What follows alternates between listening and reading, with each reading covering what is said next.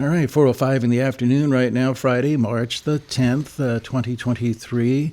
Thanks for tuning in to Richie's Place. It's time for County Conversations. We've got Commissioner Ozias and Commissioner French in here today.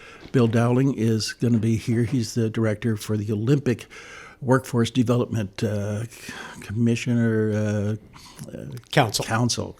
It's a consolidation of three counties, the Kitsap County, Jefferson County, and Clallam County. So he will be here shortly, and we'll talk about workforce development. But before he gets here, of course, we can talk about things that are happening in the county. You know, we just mentioned while we were off air, we mentioned that about our solid waste situation in the county, and that the proposed transfer facility in Carlsberg has been withdrawn because they've settled with the city of Port Angeles here and doing that. So that's another thing off the table. And but we also are getting toward road construction season. You know, I think like here in SQM, 7th Street ought to be getting closed again pretty soon because the batch plants will be open and asphalt will be flowing. And the city has just announced that they're going to be doing some work at some of the intersections through town. But we have some county road projects that are going to be taking place. Well, word projects in the county, I should say, right? Well, there are always road projects going on in the county. I guess the couple of things that come most top of the mind that might be of interest to the audience today would be the potential future of the segment of Town Road that has been disconnected during the course of the construction of the new levee. You know, our original plan was to reconnect Town Road on the top of the new levee, and for a variety of reasons, the project construction timeline had to be really consolidated, and things didn't go exactly according to plan. So we find ourselves now with a bit of uncertainty, I'd say, as to what the future of the top of town, the top of that levee looks like. Way back in 2015, when most of the public outreach was done ahead of this project, the majority of public sentiment was to keep Town Road connected in some way, shape, or form, and so that had always been the plan. When the project unfolded in a different way and on a different timeline than was anticipated, and we weren't able to immediately reconstruct Town Road, a number of people have now experienced what it's like not having that road connected. There's a lot of different usage, pedestrians, cyclists, people walking their dogs, etc., on top of that new levee. And we've been hearing from many people that they would prefer to not see Town Road reconnected. So we're working with our Public Works Department right now to try and determine what the right path forward is. And there's no construction schedule or not a plan yet. But that's something that I'm sure folks are going to want to keep their eyes on. And I would encourage anyone who has an opinion that they'd like to share, if you have not done so already, don't hesitate to reach out to any or all of the commissioners and let us know. Public sentiment is certainly, and public interest is certainly one of the factors, not the only factor, of course, when thinking about the integrity of a road system, but one of the factors that we'll be considering. Well, yeah, I mean, you want to avoid all long dead ends, of course, because of access and public safety, and of course, connectivity in the road network allows you to spread the traffic out rather than concentrating it. So, multiple reasons for doing that. I think that ultimately, and certainly Commissioner French might want to speak to this as well, but I can say that what I'm hoping for is ultimately a design that provides safety in one way, shape, or form, access and safety for the pedestrians and cyclists and other folks who are using that. And I don't think that's necessarily incompatible with a road, but I'm not certain that a standard road with 4-foot shoulders and no physical separation is quite the right way to go. So I'd love to hear from folks who have an opinion on the matter. Well, often pedestrian or bicycle paths, things like that are serve a dual purpose, at least for emergency access in times of need, when you do that, as opposed to just regular day-to-day road use. Yeah, and especially now, I think it's not. I don't want to call it a buzzword, but one of the big philosophy changes is we want to see our transportation system as a multimodal transportation system that fulfills a lot of different users' needs. We've kind of, and this is something that's hard to balance, especially outside of city limits. When you're inside of city limits, then it's a little, it's easier to say, well, we want walkable neighborhoods. We want bicycle-friendly neighborhoods. We don't need to get everywhere in our cars, although we appreciate the convenience of it. Now, when you get out into a county setting, then it's a lot harder to make those decisions. And so this is an area where we definitely want that public input. We definitely want to make, again, we want to make the roads safe for all of the users. And I think that's one thing that Mark said that I wanted to highlight, that if you have especially a rural county road, where people are using it for those, multimodal needs, because it is really a beautiful area. I walked it with our county engineer a couple of weeks ago. It's a great project that is done, where we have this beautiful natural area now that is kind of growing up. We don't want cars racing around those corners when people have become used to using it as that pedestrian walking kind of path. Right. And so it is a challenge, and we want to make sure we hit that correctly, so we don't end up with really, unsafe situations where cars and pedestrians and bicyclists are mixing in a way that isn't appropriate. We want to hit all of those user groups correctly and give people the access that they need. Right, and of course, the county's got the challenge as we increase our population and the use of the roads. A lot of the roads that are maybe substandard still in width, and where we see more activity with people out walking along them or bicycling. I'm thinking about the area where we have the Tour de Dungeness out here.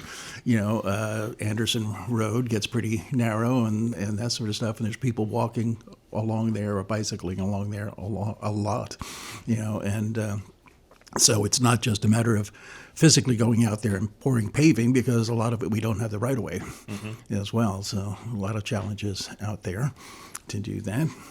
All right, and how are our new city, our county employees, department heads settling in? We were going to talk to our new treasurer last month, and we kind of got bumped here by our congressman, but people have got a couple of months to get into their positions. Are things smoothing out now? Yes, we've got a new treasurer and a new sheriff amongst our newly elected officials, and I think they've really both hit the ground running. We've seen between the sheriff and Department of Community Development, they've been working very closely together just immediately to try and come up with a plan to help the county have a more effective code enforcement effort, which has been really great to see, and a lot of openness to that communication and new ideas. Of course, the newly elected director of community development would also, is also really taking a lot of leadership in that arena, which is also nice to see. And on the treasurer's perspective, she's got there are a lot of new things that the treasurer's office is looking at. And just one example would be the county manages both for ourselves, our reserve funds, as well as for a lot of junior taxing districts, a substantial amount of money, and interest rates are so high right now that there's a lot of opportunity to think about managing that money a little bit differently and taking advantage of some of those higher interest rates. But that's something that requires building in the appropriate expertise and planning and making sure that our code supports the the flexibility that we're looking for while still maintaining sufficient safeguards. So, that's just one example of a bit of work that she and her staff have delved into. So I'm really excited about the group of elected officials that we have around the county now. And Commissioner French spent some time with them at the newly elected officials training that took place back in November. And I don't know if you've got anything that you'd like to add. Yeah, and it is a really great group. It was great to get to know them at that November. That was something that's put on by the Washington State Association of Counties, and kind of outside of that, but something that I think had been in the works for some time is we now have, I think, quarterly meetings where we as elected officials get together with our assessor, our auditor, our treasurer, our sheriff, our DCD director, a commissioner, our prosecuting attorney. And just, so we're trying to get more of a connection between all those departments, recognizing we're one organization. We all want to be moving positively in the same direction. Right. And those are more workshops rather than action meetings, right? Those are internal meetings. So that's something that we just want to have internal communication. Mm-hmm. And then, we of course have had really great, collaboration with all of those different people at our work sessions for our Board of Commissioners meetings. And we have great, input from our new DCD director and our Housing Solutions Committee. So they're all really engaged, and it's great to work with that team who really does see the county as that bigger organization and isn't just holed up in their own little fiefdom as their own elected official. Right. Because I think that's something that some counties really do have to deal with is kind of the different departments kind of just closing up. Yeah, been there. Yeah, okay. yeah. You're tuned to KSQM 91.5 FM, Sequim, Washington. It's County Conversations here at KSQM.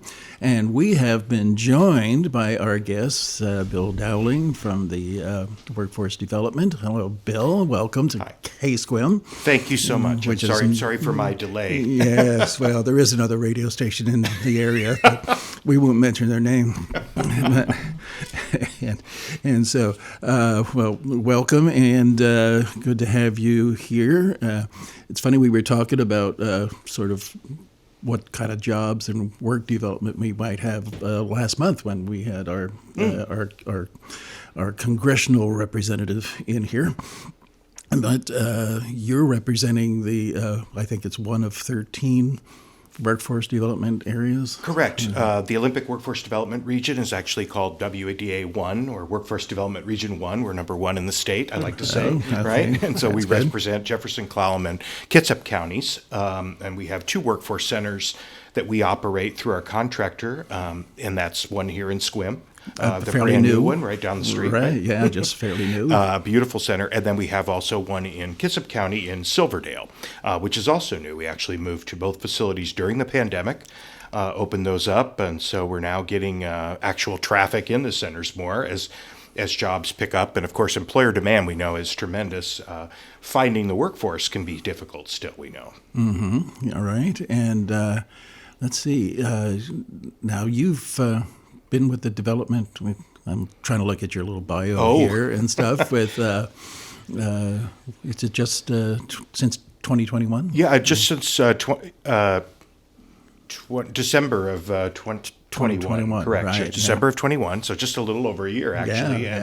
And I came from the state of Colorado. I was the state director of employment and training in Colorado. So a little bit bigger job, but none less difficult, I would say, or none more difficult, in the sense that I believe all workforce is really local. It's driven, obviously, by demand in a local area, and it needs to speak to local areas. It needs to work with local businesses, especially small businesses, I think, to really help provide their workforce to grow the community.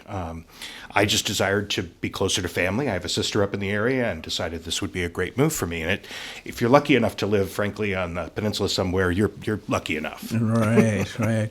Well, I don't know how much you know about KSQM, our radio station, but we're a 501c3 nonprofit, all volunteers here, so we don't worry about pay and that sort of thing.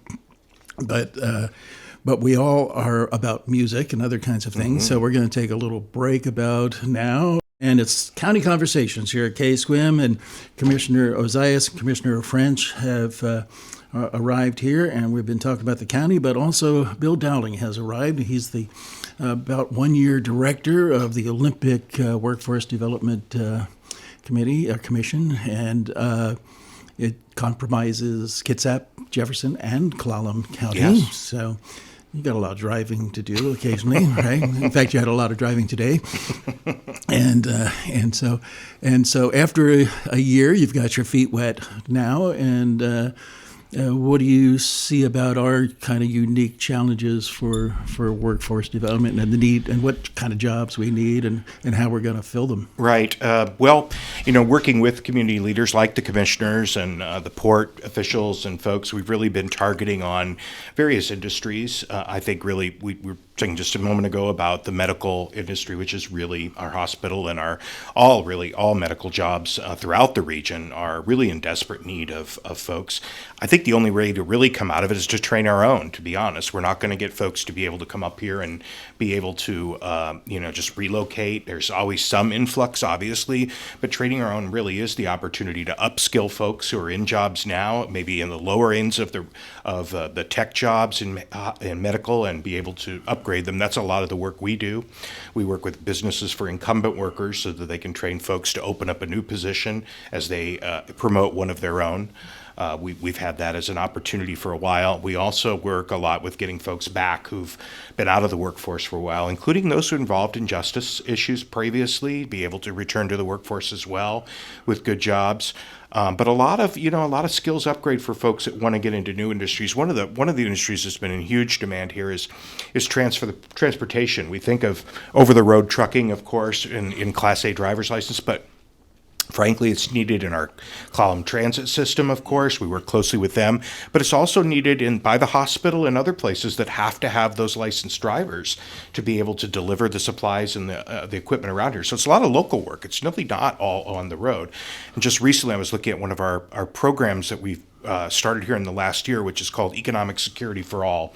It's a funding source, both a state and a federal funding source, and it's much more flexible than our workforce funds, which come in the Department of Labor funds that have a lot of requirements usually around them and very limited. This really allows us to spend quickly on folks to be able to get them into training, not only to pay for the training like WIOA or Workforce Investment Act, Opportunity Act pays for, but also allows us to pay all their expenses while they're in the training so that they can permeate much, much better. And so we had a recent guy who's with us, was making about $23,000 a year, family of three, just obviously in poverty, on all kinds of benefits.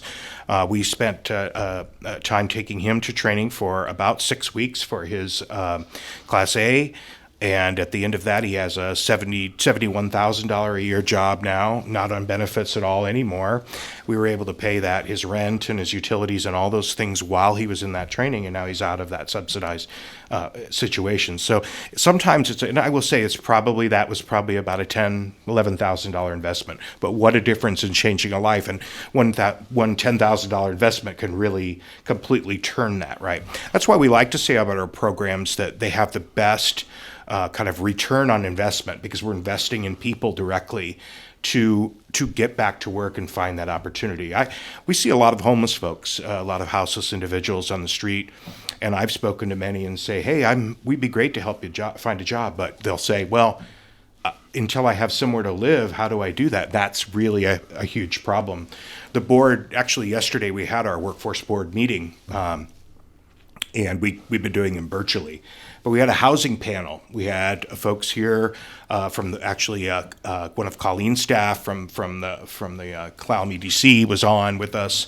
In addition, Jefferson County Housing. We also had someone from the Bremerton Housing Authority, and then somebody from the Builders Association, because we need to look at every venue of housing, in our opinion. Workforce housing needs to be both in the market rate housing, but it also has to be in some subsidized and that middle income folks that don't qualify for either one of those, which is frankly where most of us probably land in. If we're, government workers or things like that, that's kind of where we're at. And unless we had a lot of savings or generational wealth in some way, or a previous home that we've sold, it's almost impossible to get into the community. I know a lot of folks that work here, but they live in Kitsap, or they live in Kingston, or they live, someplace else where it's less expensive to live. So, and of course, that kind of goes back to your point about building the workforce from interior here. Exactly. And of course, one generator of that is the community colleges. I mean, Exactly. We got one in Bremerton,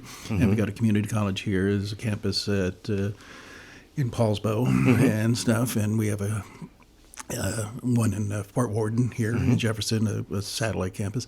And I know they've done a lot before. I know I got kicked out of my office at OLICAP to help with the dental hygienist training from the Peninsula College. Fun story. My wife was in that program, so it Was might have been she? her that kicked you Oh, out. jeez. Okay. And now, actually, Peninsula College is getting their own dental hygiene program. Yeah. So Yeah. here we are. Great. And I was thinking, there's Running Start. I just made an announcement about Running Start here, and talking about an opportunity for probably fairly low cost, because a Running Start program allows high school students to go and go to classes at the Peninsula College Concurrent enrollment, for free, yeah. right? Right. And if instead of taking like your 2-year AA class to be able to move up to 4-year degree, getting technical training at the Peninsula College, if you could do that through the Running Start program, now you've graduated high school and you're got your training, right there. Yeah. So that's the cheapest probably way to get the training done. 100%. And you've got somebody that's a young person that's here young locally already. So maybe they're still living at home and have the ability now to build up their little nest egg to be able to move into someplace. Yeah, we work a lot, mostly in our program, with kids who have disconnected from youth. We say 16 to 24 who did not get their high school diploma. They've left. They may be homeless. They may be parenting. They may be a variety of issues, and work with them so that, again, kind of that persistence in the college, so that they can worry about studying and worry about that, and we can take care of those other needs and expenses with them, making sure we're getting them childcare, we're getting them those opportunities, and sometimes some practical work experience in the field as well.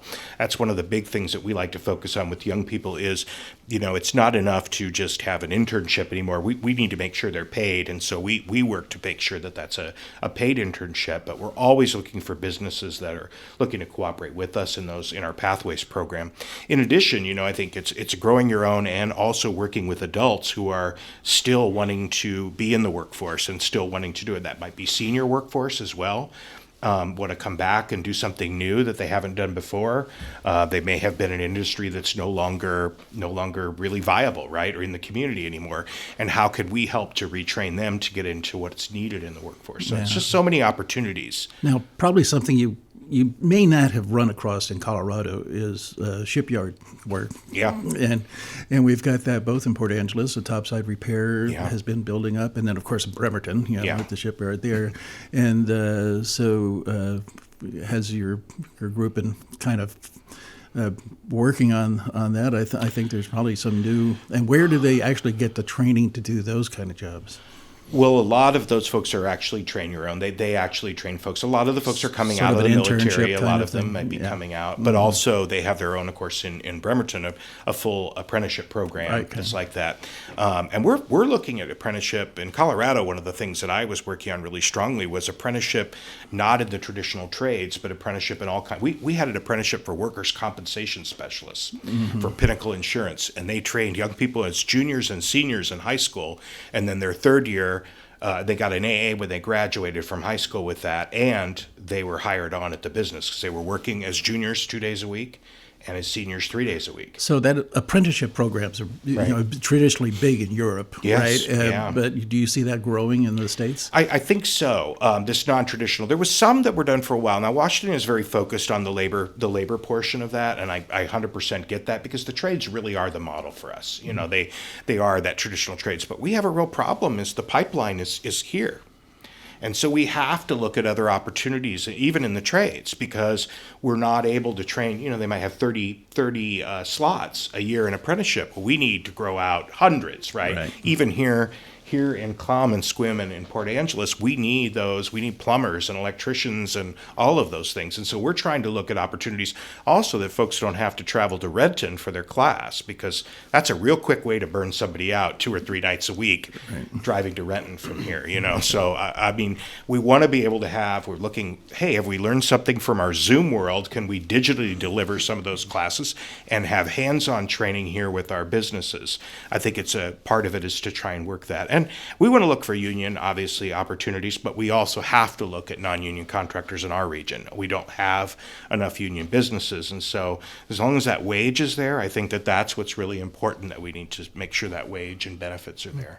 And on the apprenticeship note, the legislature is considering some legislation this year that would mandate an expansion of utilization of apprenticeships throughout the state. So it remains to be seen whether that legislation crosses the finish line or not. But if it does, then that certainly could impact the apprenticeship program statewide. And Huge. we were talking about Running Start, but also like SQM High School is the school district here is looking at getting more into technical training at the high school level as well. So you're tuned to KSQM, your commercial-free listener-supported community radio. Rich Hendrickson here.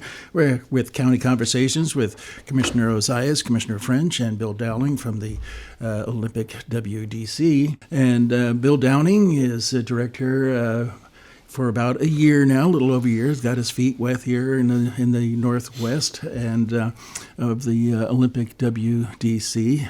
And number one, that's nice that we're number one in the area. And we were talking off air a little bit. Our traditional jobs in SQM, which is, of course, an ag service center historically, with farming and stuff. And of course, as we grew more into a retirement community and stuff, the traditional dairy farming basis has gone down.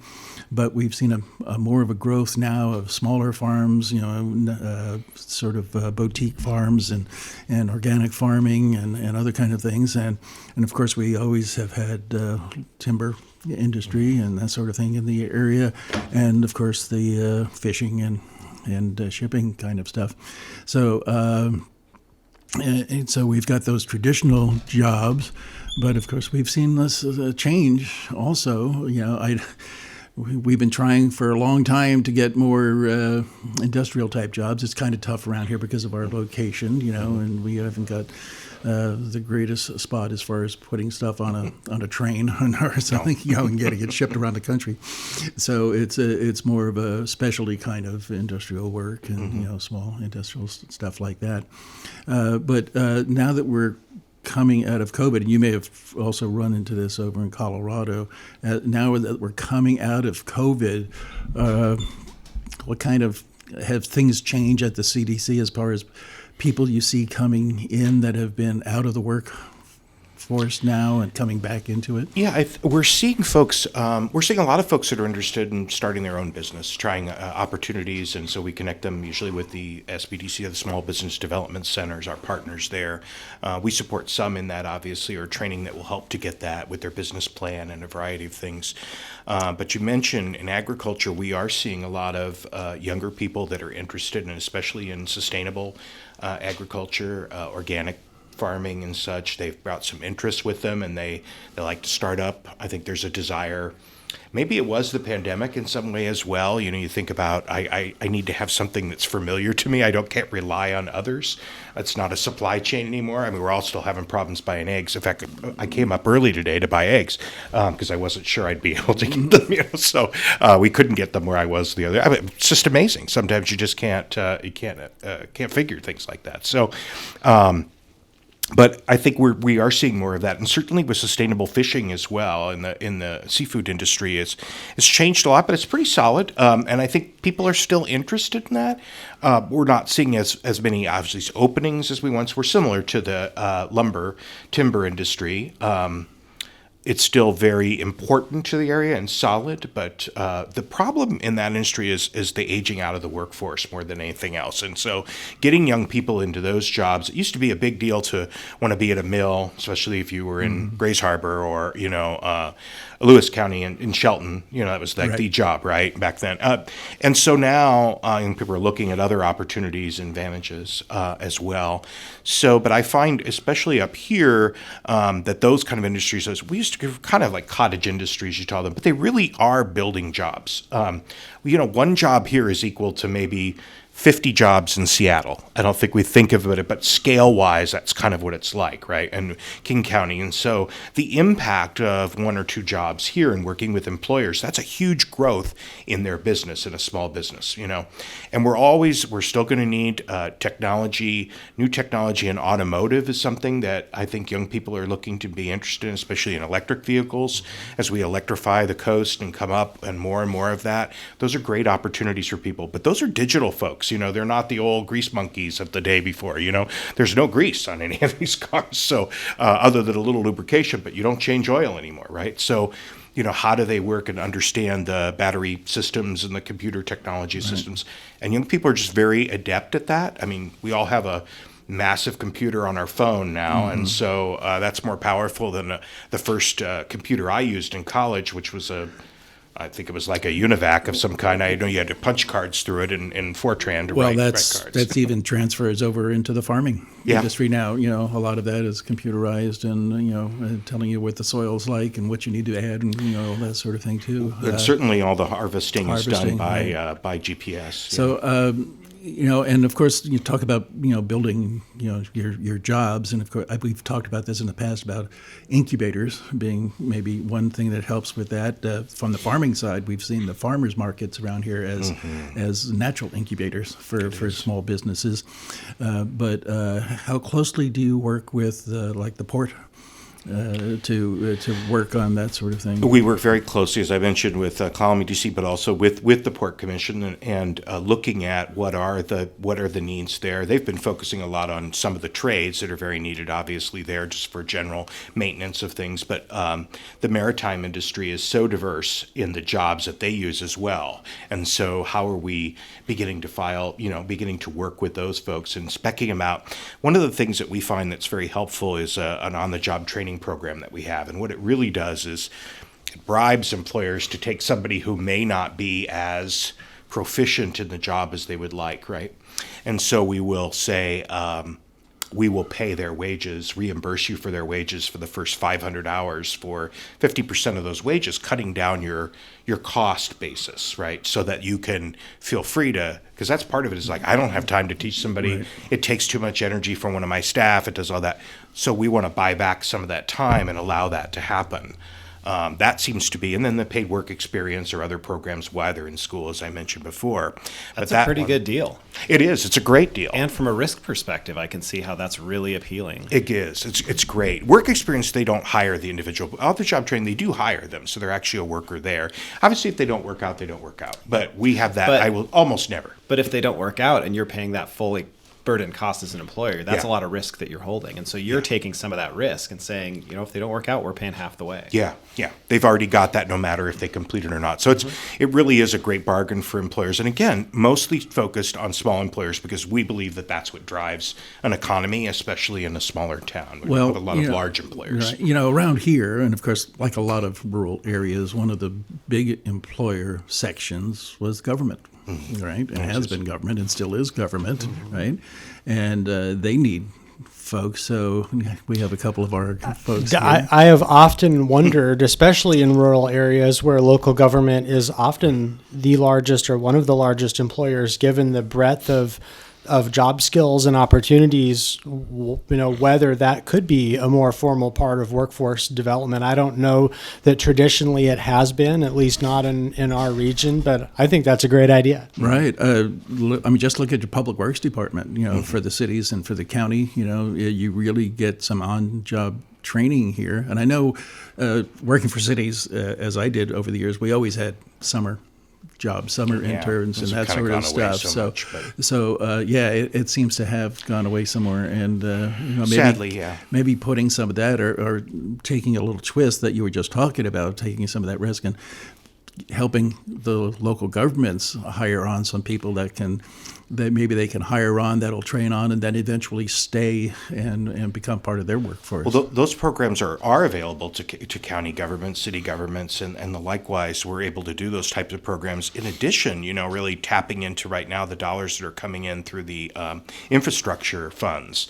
So part of the infrastructure is actually allowed of those dollars to be used for workforce, so that they can do in training programs to hire folks right out of either young people right out of school doing, again, it's a little more difficult when it's dangerous work, why you always have that. I remember the kids where I was when I used to run our summer program in Missouri, actually, and you'd get a couple of kids on the burn pile, and it'd be like, ooh, we got to watch that, guys, you don't want a 16-year-old on a burn pile.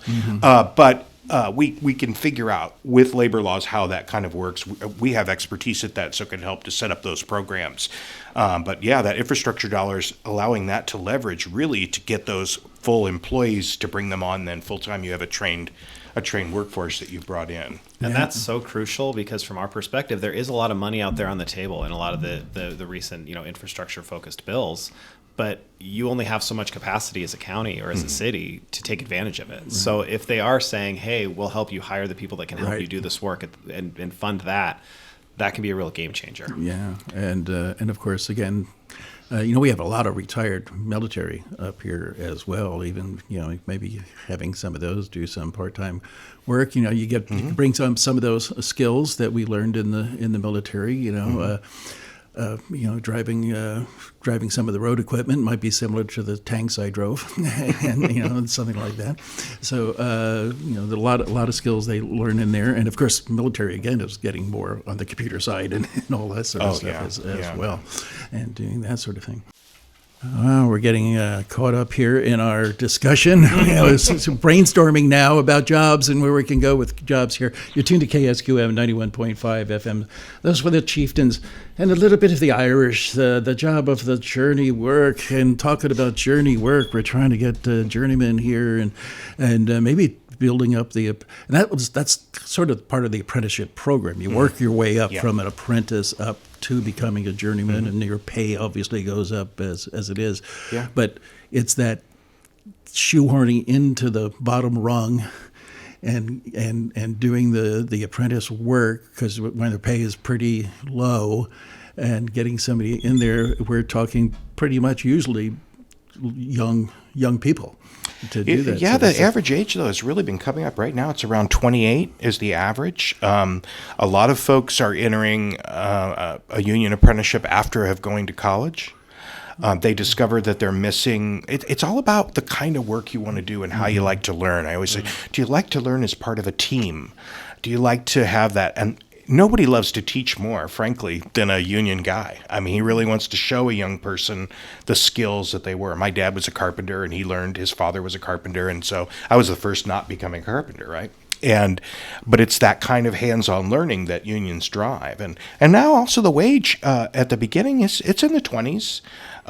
Usually for most of the first-year apprentices. Well, and of course, we've seen a shortage of workers in lots of areas around here. We talked about the medical profession, but also, I think probably, our construction, our housing construction slowed down a little bit because of, all the shutdown and all the other kind of stuff. But some of that is workforce driven too. Yeah. Oh, huge. Yeah. And so calling up somebody, I need a plumber to come out and all right, we'll be there. It's like the old Soviet jokes, get on, we can schedule you for 5 years from now, and do you want morning and afternoon? And he said, well, the plumber's coming in the morning, so afternoon, right? It's I think everybody's experiencing it. Gosh, it's taking forever to get this or that done, and and a lot of the construction guys you see traveling pretty good distances to pick up the jobs around, especially in the winter. I mean, that's obviously this is slow season for construction in many, but they will travel. Of course, nurses are traveling too. That's a part of the thing. Is a huge percentage. I was unlucky enough to have a hospital stay not long ago, and I was in actually the hospital in Gig Harbor. Just so happened that that's where I could get in, and I think 80% of the folks that saw me were not local. At least the doctors, they were all, right. and many of the nurses were traveling. And of course, the hospital then have to pay the much extra salaries for those traveling nurses and part-time. And of course, I just heard where they're doing something to encourage some nurses that have retired to come back because there were restrictions on how many hours you could work, and they're going to do away with some of those things just to encourage people to come back again into the workforce. And of course, a lot of people just got out of their traditional jobs during the shutdowns, and I just wonder how many of those are going back or just decided, well, here's my chance to go to do something new. Yeah, we're seeing a mixture of both, I think, but you're right. I think what's taken the hardest hit, frankly, is the hospitality industry, because their folks are looking at it going, gosh, I don't know how uncertain this is. I used to always work. I worked in a restaurant for years, and I made a good living. Actually, I did really well. I mean, if you've been to a local restaurant, probably same server's been there for 20 years if you've been going there, right? Because they did quite well, and a lot of cash in the job as well. But folks are saying, well, that's shut down, or we were closed all that time, and I really couldn't make it anymore. I didn't have the kind of savings perhaps that I needed, and I have to think about retirement and various things. So that's also an issue, and now we're seeing more part-time workers in that. We're actually having a big hospitality event to get folks into the hospitality industry, because we really do feel like they still can be some really good paying jobs and careers in hospitality where you move into management and a variety of stuff. Right. For people that might be out there listening to us, it's and they're thinking, gee, maybe I'll go back. Maybe some people retired early and came up here, or the circumstances have changed. What about going to your organization, going into the SQM building here, right, and just talking to people about their career opportunities? Yeah. Are there people there to just talk to about We that? are. We have folks there. We have a lot of great services actually for anyone just coming in. Not only show them how to register for jobs, but a lot of testing that they can do. We can administer testing on them to see. They may not know career what kind of interest. jobs are out there. I think really, and we also really look at transferable skills, because a lot of people don't think that. Well, I just used to build widgets, and what is that? Well, let's unpack actually what you did. And there may have been some logistics involved, or there may have been some design involved, or there may have been this and that, and you had to clean this particular part. Yes, well, that might transfer well into a digital something or other. So we also have a digital navigator actually in the center that works especially with people who are not familiar with computers, and can help them get on and make that more familiar, so they can learn how to do email and how to look for a job on the internet. Really, you have to kind of be internet savvy in a certain sense, right? So we're there to do that and to help folks with that. So these programs are available. We have one here at the WorkSource Center in Sequim. There's also one at the library, actually in Jefferson County Library. They have that position as well. But I will tell you that the individual here she's just delightful. I walked in and she didn't know who I was, and said, "Hi, can I help you? I'd love to help you get set up today." And I'm like, well, I think I know my way here. And then somebody else at the door said, "Hey, Bill." So, but I was just like, she just had that great ability to want to help someone. And I think when she saw me in the gray hair, she thought, he doesn't know how to use it, which I'll tell you, sometimes, right, I could get lost in Excel or something, but really just marvelous. And really the whole team there is really focused on just helping individuals to get what they're looking for. We're not looking just to fill a slot, but really find something that is going to work for them long term, and that they're happy. Life's too short to not be, or to be miserable at your job, and so we want to be able to help them find that spot. Okie doke. So what's the best way for folks just to get on the computer and contact the workforce development? WorkSource is our store, our storefront, as I like to say. WorkSource WA is the account. You can go to worksourcewa.gov and find there, just worksourcewa.wa, and it will show the centers. You'll find the center nearest you. Of course, here it's just right down the street. I think everybody kind of knows where it is.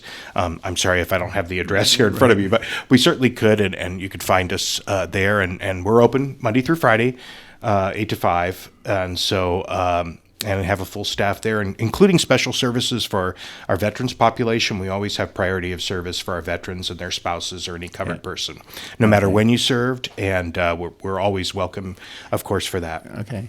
And Mike, he sounds like he thinks he's only talking to people here in Sequim, right?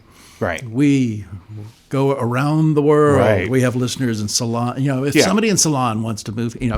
that's right.